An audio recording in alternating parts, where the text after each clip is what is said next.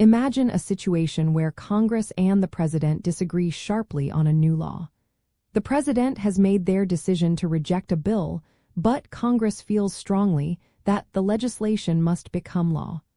What happens next in this dynamic process? When a president vetoes a bill, the very first chamber to vote on a potential override is the chamber where the bill originally began its journey through Congress. This chamber takes up the vetoed bill shortly after the president officially returns it with their objections. This sequence is deeply rooted in the United States Constitution, specifically Article 1, Section 7.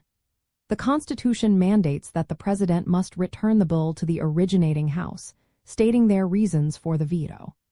This process ensures that the chamber which initially crafted and passed the legislation has the immediate opportunity to consider the president's objections and decide whether to attempt an override. It is a fundamental aspect of the system of checks and balances, empowering Congress to potentially override presidential disapproval if there is sufficient bipartisan support. To follow this process, you would track the bill's initial passage to identify its chamber of origin, then monitor presidential actions for any veto. Once a veto occurs, you would look for scheduling announcements from that specific chamber, either the House of Representatives or the Senate, for a vote on the override.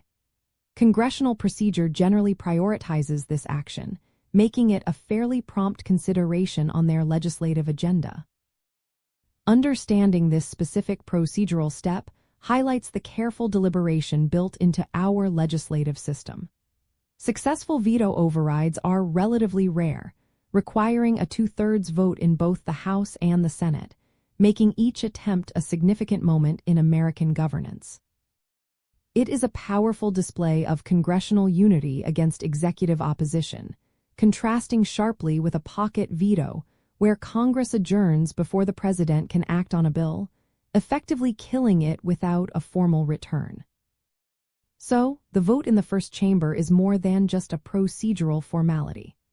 It represents a crucial initial test of congressional resolve, demonstrating whether there is enough cross-party agreement to challenge the president and ultimately enact legislation despite executive branch opposition, reinforcing the delicate balance of power.